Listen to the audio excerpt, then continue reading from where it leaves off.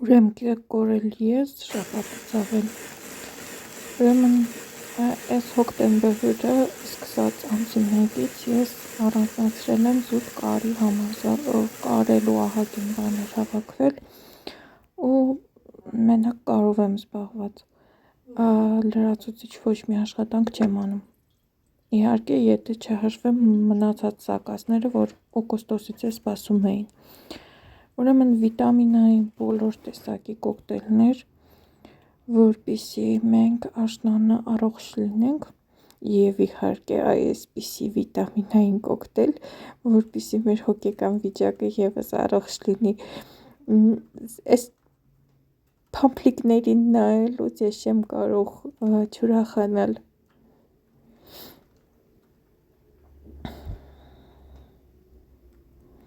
Իհարկե հիմա արդեն ցուրտ է, բայց այս լողանալուց հետո ես իրան չորացնում եմ ֆենով, այնպես որ չի մրսի հաստատ։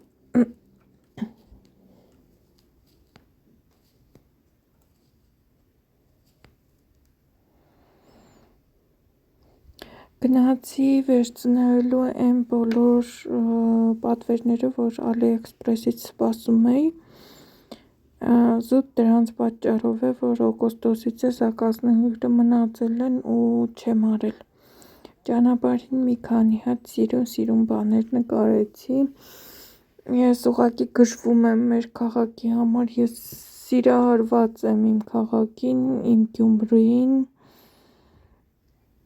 իր յուրաքանչյուր անկյունին,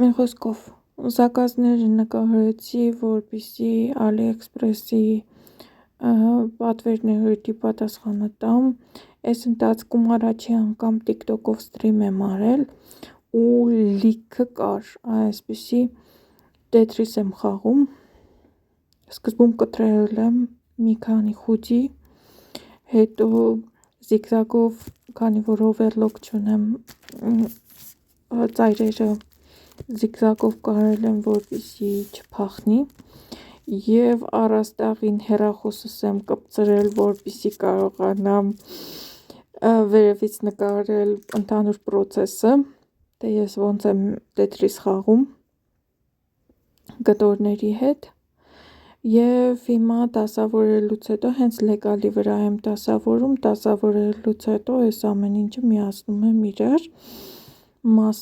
առանձին,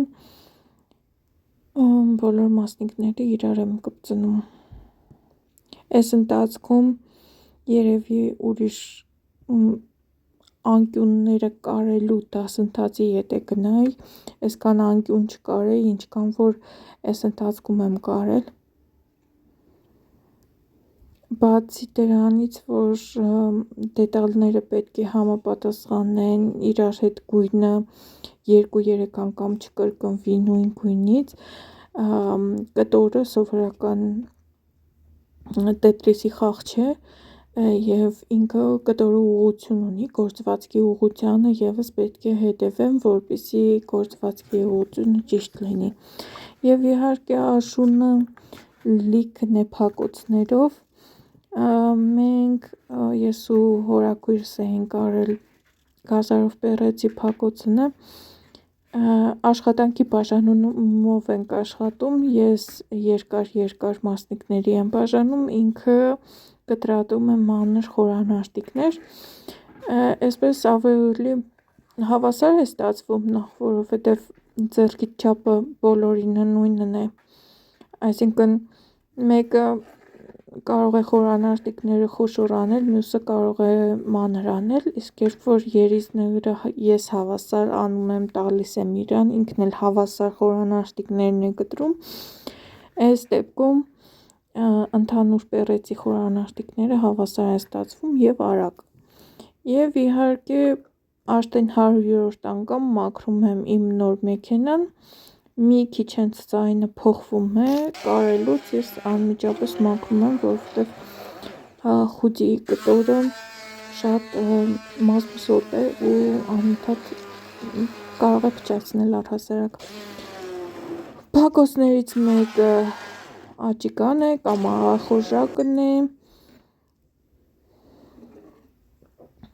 Եղբայրս էլ ես էլ շատ ենք սիրում, իհարկե սխտոր ու չուտող մարդ կա մեր տանը, այնպես որ ոչ բոլորին է դուր գալիս, բայց մեզ ընդհանուր դուր է գալիս։ Այս պրոցեսն է մեր ռեմոնտի, որը կարծես թե արդեն բոլորիս հոգնեցրել է եւ առաջ չի գնում։ Եվ նորից եմ մաքրում կարի մեքենան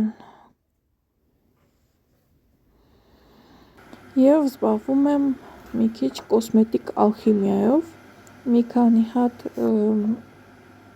կիսավարդ կամ ավարտված շրթներգեր էր մնացել եւ այսպիսի մատիտ շրթունքի ինձ թվում էր թե իրա մեջ ահագին շատ է քանակությունը, բայց երբ որ բացեցի, հիմա դուք տեսեք ինչքան է։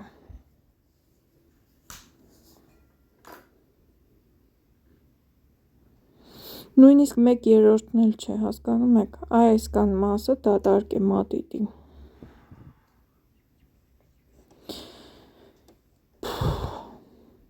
Մի խոսքով սա էլ է գնում, ընտրում եմ այն ամանը, որի մեջ շարունակելու եմ անել, լցնում եմ տաք ջուրը ու դրա մեջ դնում շերեփը մնացորդներով։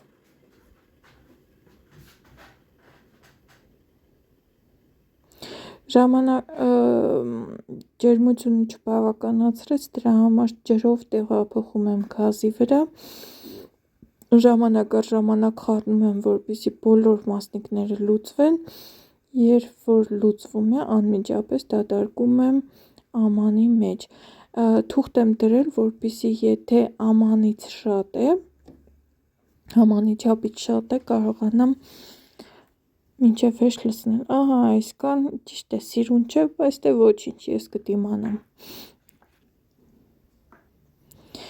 Եվ հաջորդը դժվժիկն է, մաքրողը ես եմ այս անգամ, ճիշտ է, շատ ոչ դուրեկան պրոցես է, բայց եթե մենք օրինակ դնենք մի հետ այսպիսի գիրք լսենք, միանգամից այս ոչ դուրեկան պրոցեսը վերածվում է հեքիաթի։ Из общего зала доносился характерный шум завтракающих орков. Грохот посуды, громкие голоса, звяканье металла. Идея присоединиться к ним за общим столом показалась мне крайне непривлекательной. Слишком много внимания, слишком много любопытных взглядов. Да и не факт, что местная еда окажется мне по вкусу. Я смотрела доступные продукты и остановила выбор на простейшем варианте – каша с мясом. Взяла несколько кусков вяленого мяса из связки, висевшей под потолком, горсть знакомой на вид крупы из мешка и щепотку соли. «Грок, не поможешь мне разобраться с печью?» – попросила я, с опаской поглядывая на закопченное чрево очага. «Сама я точно не справлюсь».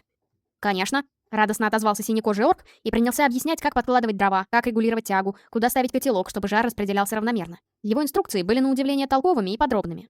Пока Грок колдовал с огнем, я нарезала вяленое мясо на небольшие кусочки. Оно было жестким, как кожа, и явно требовало долгой варки, чтобы стать съедобным. Сложив куски в чугунный котелок, я залила их водой из бочки и поставила на огонь. Орки наблюдали за каждым моим движением с таким вниманием, словно я совершала какой-то сложный ритуал. Это немного нервировало, но в то же время было забавно. Мясо начало медленно размягчаться в кипящей воде, но я понимала, что на это потребуется не меньше часа, а есть хотелось уже сейчас. Осторожно оглядевшись и убедившись, что орки отвлеклись на обсуждение какой-то тренировки, я незаметно направила струйку магии в котелок. Знакомое теплое покалывание разлилось по пальцам, и варево в котелке забурлило активнее. Время словно ускорилось. Жесткие волокна мяса размягчались на глазах, бульон становился насыщенным и ароматным. И через несколько минут вместо положенного часа мясо было готово. «Быстро же ты управляешься!» — удивился Зуба, принюхиваясь к аппетитному запаху. «Опыт», — туманно ответила я.